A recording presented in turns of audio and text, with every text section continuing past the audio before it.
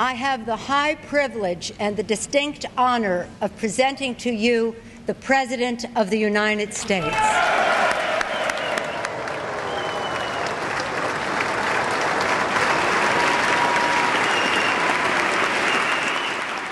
Madam Speaker, members of Congress, ladies and gentlemen, and distinguished guests, earlier today, I had the privilege of taking the oath of office as the President of the United States of America.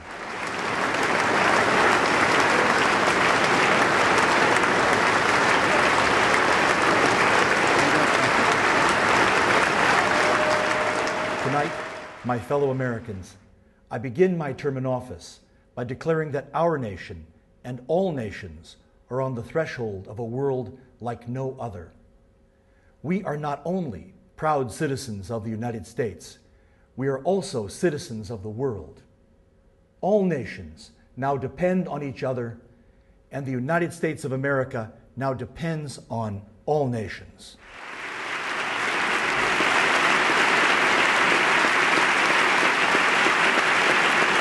For the first time, the State of the Union of the United States of America is the state of the world itself. I ask each of you watching tonight to imagine yourself as a global citizen now.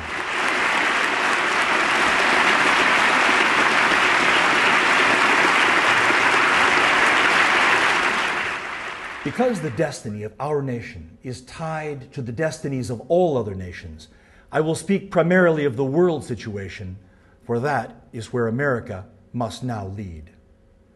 On our planet, our greatest thinkers tell us that for the first time, it is possible to achieve that world long foreseen, that world of safety, where everyone's needs are met, where justice prevails, and where prosperity is normal, and where our planet is healthy.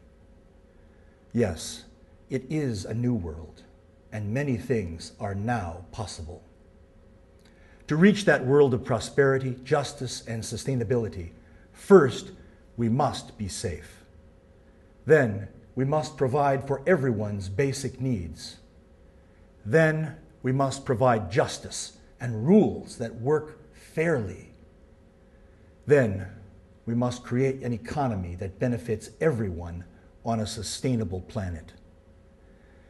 Then, with relief, we can remember why the Creator gave us life.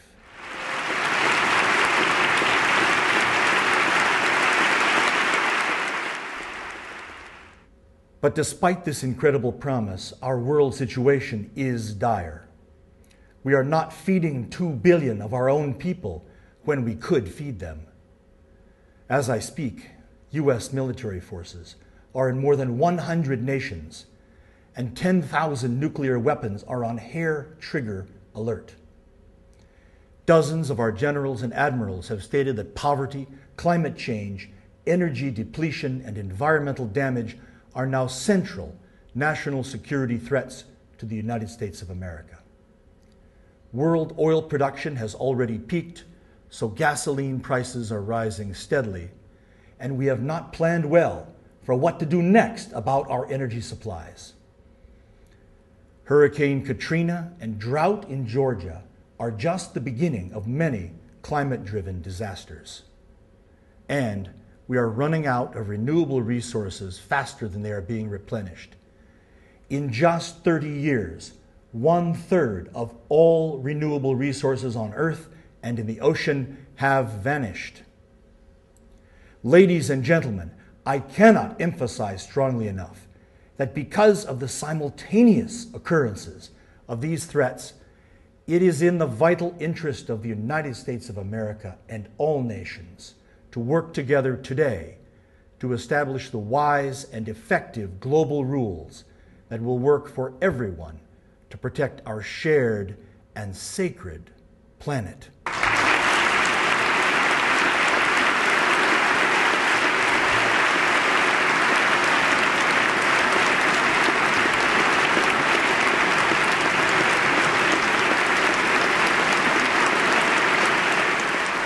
Where we must start our work is now clear because there is no longer doubt. The overuse of oil, coal, and gas is the principal reason for our climate damage, and our oil dependency has increasingly become the cause for which we are fighting wars around the world today, including the wars in Iraq and Afghanistan.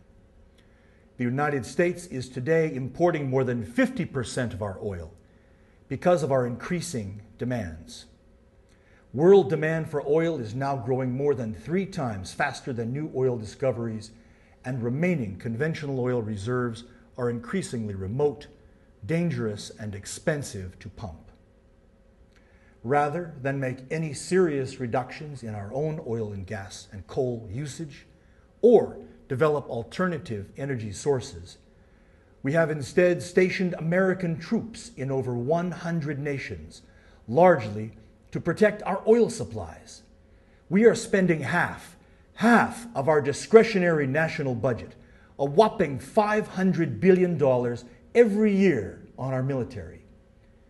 And we have borrowed an additional $500 billion for the war in Iraq since 2003, largely as a beachhead to defend our oil supplies. All of this is occurring with little more than $1 billion per year spent on developing alternative energy sources. My fellow Americans, I would rather spend this money on developing renewable energy sources at home than promoting foreign wars to defend a declining resource.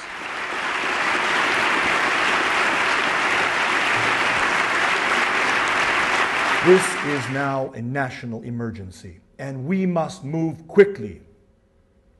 I call on all Americans to mobilize, using our unity during World War II as the model for national ingenuity, hard work, and can-do spirit. Then, we created the strongest industrial base the world had ever seen in only 6 months. Now, I ask America to show that same spirit, for the risk of global war over oil and the risk of disastrous food and water shortages from climate change is now clear. For American industries concerned with national security, I direct you towards a new mission: to bring forward the United States of America into a new energy future in which we are no longer sacrificing our brave troops around the world for oil, and instead we use your talent, your energy, your brilliance to create the new energy future we all need. This is your future. This is your mission. This is your country.